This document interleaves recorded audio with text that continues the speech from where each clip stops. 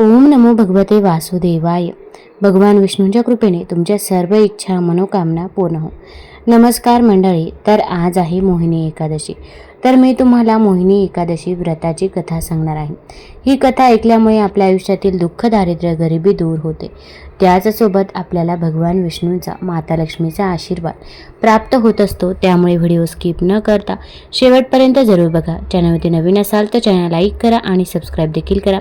तसेच कमेंटमध्ये ओम नमो भगवते वासुदेवाय किंवा जय हरी पांडुरंग किंवा ओम महालक्ष्मी नमः लिहायला विसरू नका, जेणेकरून आपल्याला देखील भगवान विष्णू व माता लक्ष्मीचा आशीर्वाद नक्कीच प्राप्त होईल. तसेच शेजारील नोटिफिकेशन बेल देखील प्रेस करा, जेणेकरून मी जेव्हा पण व्हिडिओ बनवेल तर तो व्हिडिओ तुम्हाला सर्वात अगोदर दिसेल.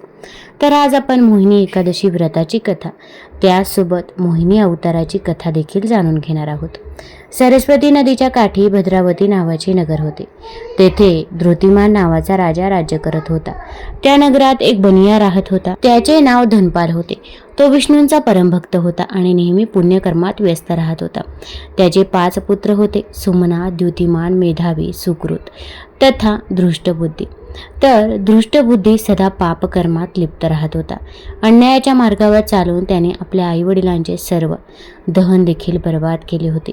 एके दिवशी त्याच्या वडिलांनी त्रस्त होऊन त्याला घराबाहेर काढले आणि तो दरदर फिरू लागला. फिरता फिरता तो महर्षी कौंडिन्याच्या आश्रमात पोहोचला आणि हात जोडून म्हणाला की माझ्यावर कृपा करून असे एखादे व्रत सांगा, ज्याच्या पुण्यप्रभावाने मला मुक्ती मिळेल. तेव्हा महर्षी कौंडिन्याने त्याला वैशाख शुक्ल पक्षाची मोहिनी एकादशीबद्दल सांगितले.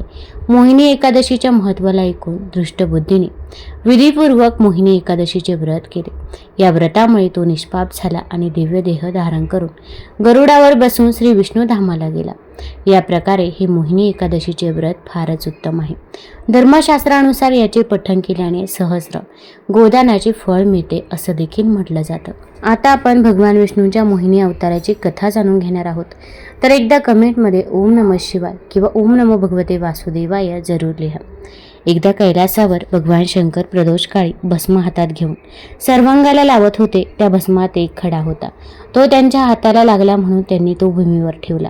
तेव्हा त्यातून एक राक्षस उत्पन्न झाला. तो शंकरापुढे उभा राहून हात जोडून म्हणाला, हे सदाशिवा, वृषभध्वजा, मला आपली सेवा करण्याची संधी द्यावी. शंकर म्हणाले, मला अंगाला लावायला रोज नवीन चिताभस्म लागते, ते तू आणून देत जा. शंकराची आज्ञा ऐकून भस्मासुराला संतोष वाटला. तो मृत्यूलोकी येऊन शिवभक्त शिवव्रत करणाऱ्याचे मेल्यावर त्यांचे चिताभस्म शंकराला रोज नेऊन देऊ लागला. शिवभक्ताच्या मस्तकांची माळ शंकर धारण करतात, म्हणजे त्या भक्ताचा स्वीकार करतात. स्मशानात राहिल्याने वैराग्य वाटते, म्हणून त्यांचा निवास तिथे आहे. पिंड ब्राह्मण जाळून जे आत्मसुख उरते ते भस्म शंकर आपल्या शरीरे धारण करतात. असणे, जन्म पावणे, वाढणे, बदल होणे, ऱ्हास होणे, मृत्यू पावणे या 6 विकारापासून शंकर मुक्त आहे. यश, संपदा, कीर्ती, विज्ञान, औदार्य, वैराग्य शंकराच्या अंगी या 6 गुणांचे ऐश्वर्य असते.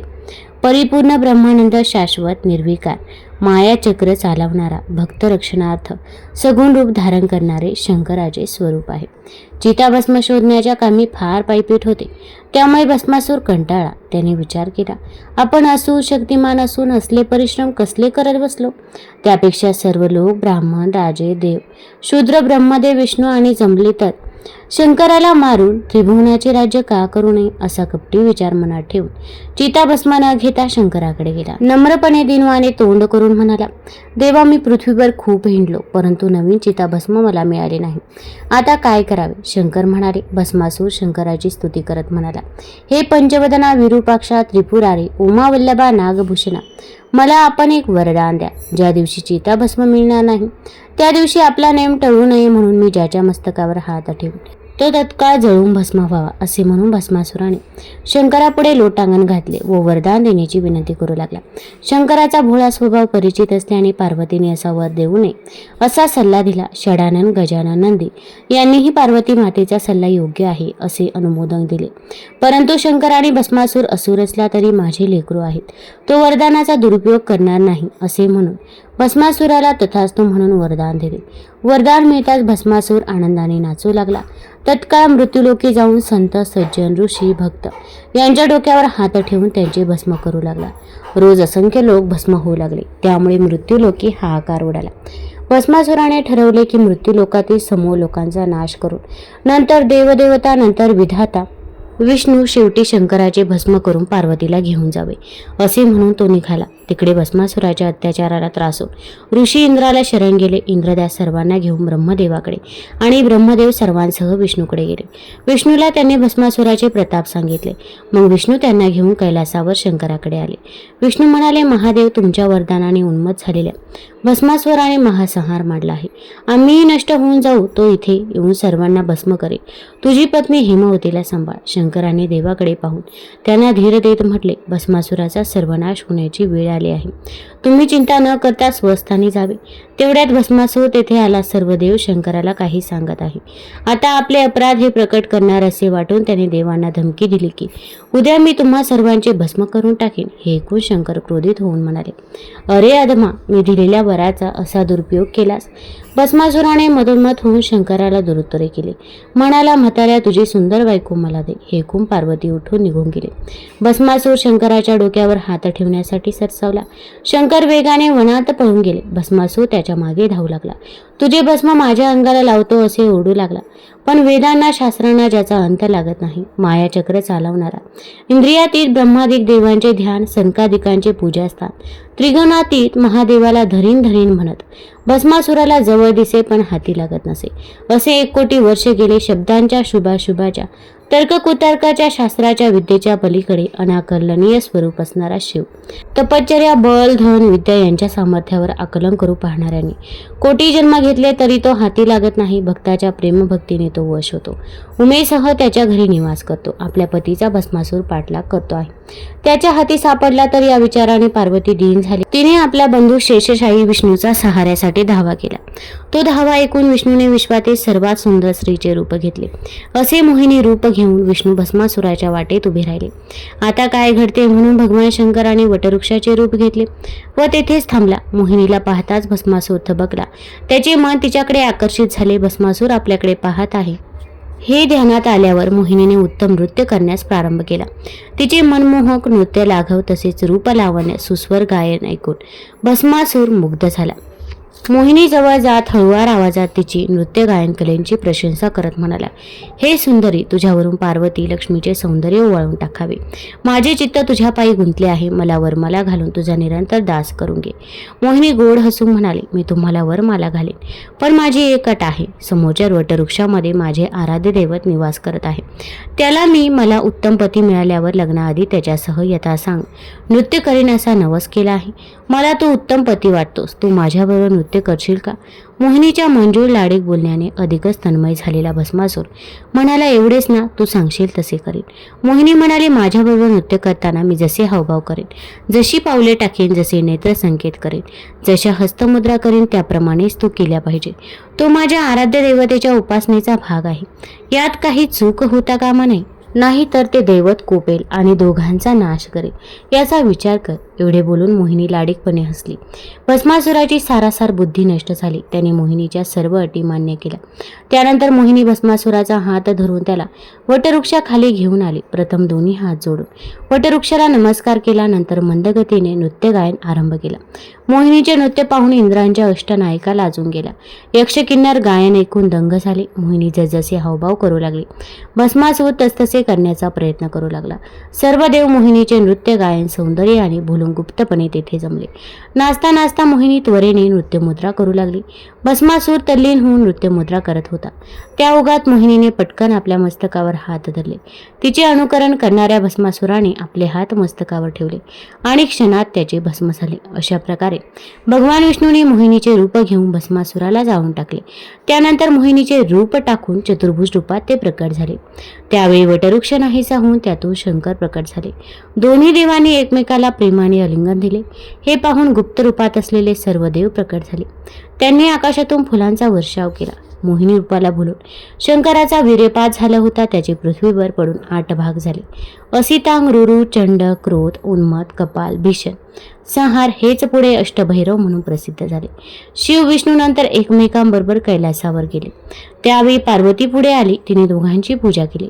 स्वादिष्ट पदार्थांचे भोजन करत पृथ्वीला दैत्यापासून निर्भय केले म्हणून प्रशंसा केली. भस्मासुराने भस्म केलेल्या सर्वांना शंकराने अमृतवृष्टी देऊन पुन्हा जिवंत केले. भगवान विष्णूने मानव जीवन वाचवण्यासाठी मत्स्य अवतार घेतला होता. हिंदू पुराणानुसार एक काळ असा आला होता जेव्हा पृथ्वीवर अतिवृष्टी झाली होती, ज्यामुळे संपूर्ण पृथ्वी पाण्यात बुडून गेली होती. परंतु केवळ कैलास पर्वताचे चोटे आणि ओंकारेश्वर स्थित मार्केंडेय ऋषींचा आश्रम बुडाले नव्हते. तर मत्स्य अवताराची कथा आपण जाणून घेणार आहोत. एकदा कमेंटमध्ये ओम नमो भगवते वासुदेवाय जरूर लिहा. तसेच तुम्ही चॅनलमध्ये नवीन असाल तर चॅनल लाईक करा आणि सबस्क्राईब देखील करा. आणि हा व्हिडिओ तुम्ही कुठून बघत आहात ते देखील आम्हाला जरूर कळवा. द्रविड देशाचे राजर्षी सत्यव्रत कृतमाला नदीत स्नान करत होते. तेव्हा त्यांना आपल्या उंजळीत पाणी घेतलं तर त्यांच्या हातात एक लहान मासा आला. राजाने मासा पुन्हा पाण्यात सोडून दिला. तेव्हा मासा म्हणे की हे राजा, नदीत मोठे मोठे जीव लहान जीवांना खाऊन घेतात. मलाही कोणी मारून भक्षण करेल, म्हणून आपण माझ्या जीवाची रक्षा करा. हे ऐकून राजाला आश्चर्य वाटले. त्यांनी मासा कमंडलूमध्ये टाकला. परंतु एका रात्रीत माशाचे शरीर इतके वाढले की कमंडलू लहान पडू लागला. मग राजाने मासा बाहेर काढून मडक्यात ठेवला. तिथेही एका रात्रीत मासा वाढला. मग राजाने मासा बाहेर काढून त्याला तलावात ठेवले. आता मासा तलावात सोयीस्करपणे मुक्काम करेल याची त्यांना खात्री होती. पण एका रात्रीत तो तलावही माशासाठी खूपच लहान झाला. हे पाहून राजाला आश्चर्य वाटले. तेव्हा राजाला समजले की हा काही सामान्य मासा नाही. त्या माशासमोर हात जोडून ते म्हणाले की आपण नक्कीच महान आत्मा आहात, हे मला कळाले आहे. जर हे खरे असेल तर कृपया मला सांगा की तुम्ही माशाचे रूप का धारण केले आहे. तेव्हा भगवान विष्णू राजश्री सत्यव्रत यांच्यासमोर प्रकट झाले आणि म्हणाले की हे राजा हयग्रीवा, या राक्षसाने वेद चोरले आहेत. जगात सर्वत्र अज्ञान आणि अधर्माचा अंधार पसरलेला आहे. हयग्रीवाचा वध करण्यासाठी मी रूप घेईन.